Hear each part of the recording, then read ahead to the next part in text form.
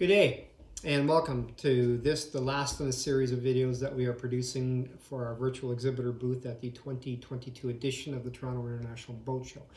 This is also the last video in our discussion of the ColRegs, or the collision regulations. And as such, this video is going to focus on lights and sound signals. Now, the ColRegs define the types of lights required of all vessels that are using the waterways, be they international or inland.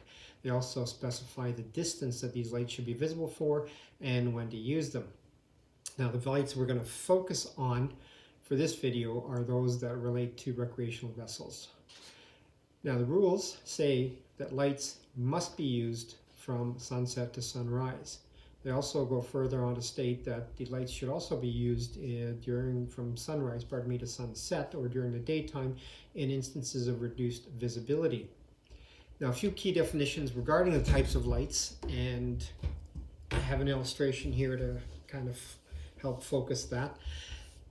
So the first definition is a masthead light. So a masthead light is a white light that is mounted over or near the center line of the boat, shining in an unbroken arc of 225 degrees, so shining forward of the boat and in an arc of 22.5 degrees abaft the beam on either side of the boat, or a total arc of 225 degrees.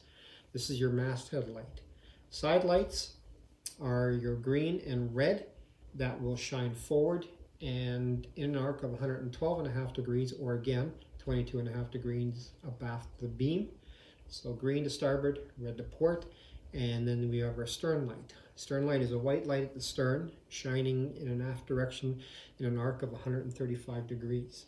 Now, when you add all of these arcs up, you get a total 360-degree arc of light of varying types. And the intent there is that if you encounter a vessel at night, and depending on the lights that you see, you should be able to identify the type of vessel you're seeing and its direction of travel to, again, determine whether there's a risk of collision or you're far enough apart that you can each pass at a safe distance. Last light we're going to talk about is an all-around light. An all-around light is a single light that shines in a single unbroken arc of 360 degrees. And where that comes into play for our boats is an unbroken or an all-around white light is a light required when you're at anchor, if you're anchoring in other than designated anchorage or mooring area.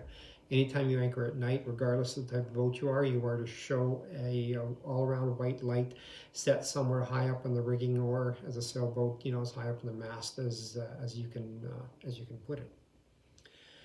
So sailboats under sail and sailboats of any length are required to show side and stern light. So your green and red and your white stern light. They can also have at the top of the mast an all-around red over green light in addition to these side lights as a sailboat. Okay, if you are a sailboat less than 20 meters, you are allowed to combine all of these lights into a single tricolor light that would be mounted at the top of the mast, and that would be your red, green, and white, showing 360 degrees but in the appropriate color arcs. If you are using a tricolor light, if you're a sailboat less than 20 meters and you choose to mount a tricolor light, you cannot use your regular running lights that are mounted closer to the deck. Okay, and you cannot use the red over green as well. So you either use your tricolor or use your standard running lights if you're a sailboat under sail. Sailboat under power is required to use the same lights as a power boat, so we might as well talk about those now. So power boats are required to show the standard running lights, green, red, and white. And depending on length, if you're over 50 meters as a power boat, you have two masthead lights that you need to display, the rear one being higher than the forward one. So the aft one is higher than the forward one.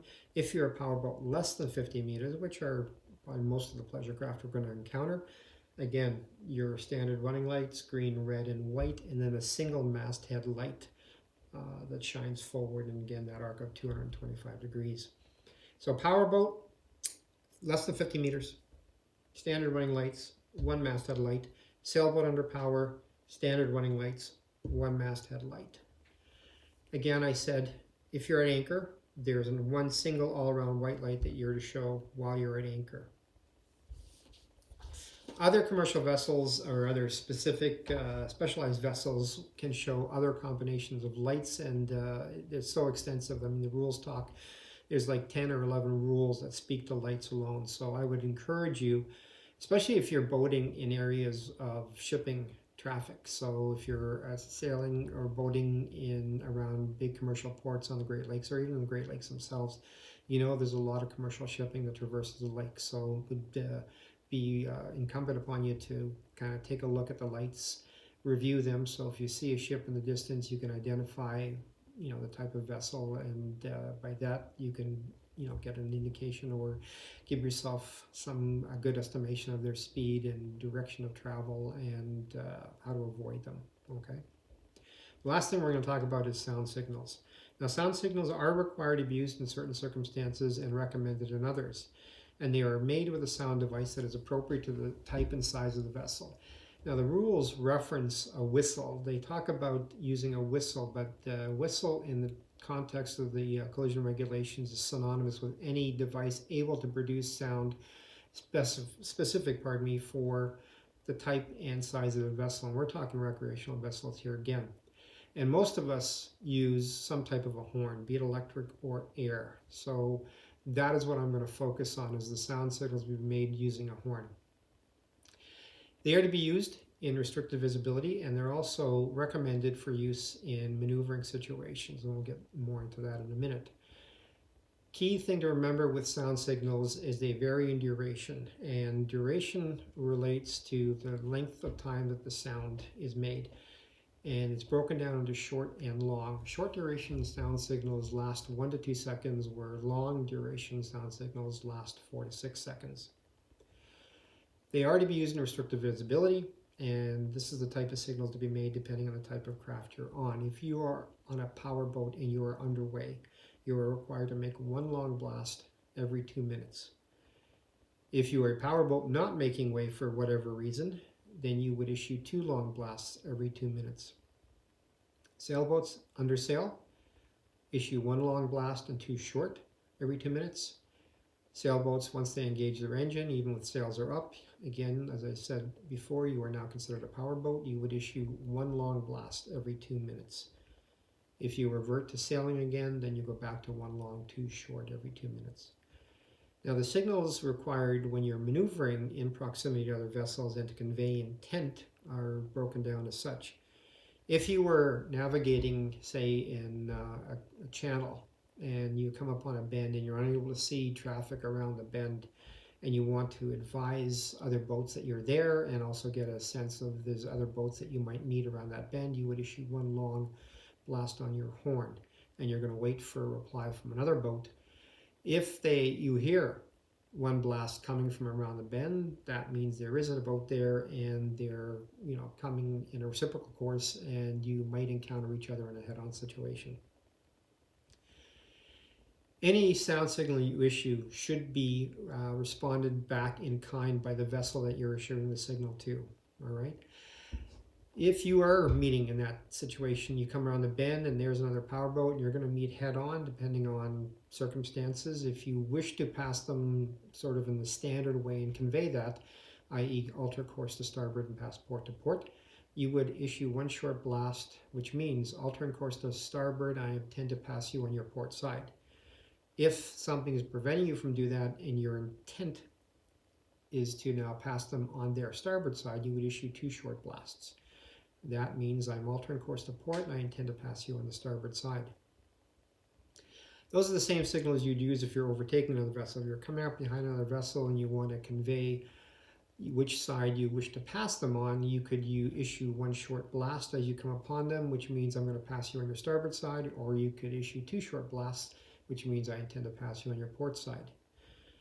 The the next group of signals we're going to talk about are those which probably have greatest applicability in a crowded setting. Say you're at a slip in a crowded marina and you want to back out of the slip.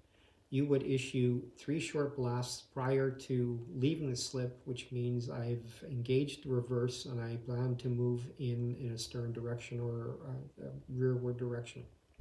So 3 short blasts should alert traffic around you that there will be a boat reversing in proximity to them, and they should keep an eye out for it. There is no four blasts, unfortunately, but there is a signal to convey that you don't understand the intent of the vessel issuing the signal, or to convey that whatever they're doing, which it may be in direct contravention of the signals they've issued, suggests that a possible dangerous situation could develop. Pardon me. Is 5 short blasts. You would issue 5 short blasts, which basically means I don't understand what you're doing, what your intent is, or what your actions are, and a dangerous situation could exist. And that ends the discussion on lights and sound signals. There will be a link posted on the YouTube page in the description that will take you to the Transport Canada website, where you can actually view these rules with the Canadian modifications in an online format, or you can download them as a PDF. And I would encourage you to check them out, to review them, and maybe get a copy. It is law in certain areas that a copy of the ColRegs are meant to be kept, or should be kept, on the boat, depending on the type of craft and what you're doing with it. All right, so I want to thank you for joining us for these last 5 videos. The intent going forward is to make additional videos, more videos, once we get the hang of it and get more slick at it. And the intent is for these videos to be entertaining, informative, and hopefully, fill a niche for those who are newer to boating or still novices in terms of learning your boats. For example, the next series of videos we're going to do are, as we prepare to launch our boat for the upcoming season, we're going to do videos related to getting the engine ready, getting the boat appropriately checked and prepped for getting put back in the water. And then as we go through the season, I want to make some videos regarding sailing and aspects of sailing, boat handling and the like. And if you have suggestions for videos, happily take your comments, and would love to incorporate those into future videos. If there's something specific you want to see that maybe you can't find elsewhere, that we can, again, like I said, fill a void and provide as much entertainment and information as you might want, being a boater. All right, so thank you very much. Thanks for stopping by, and we look forward to talking to you and seeing you in the future. All right, take care. Bye for now.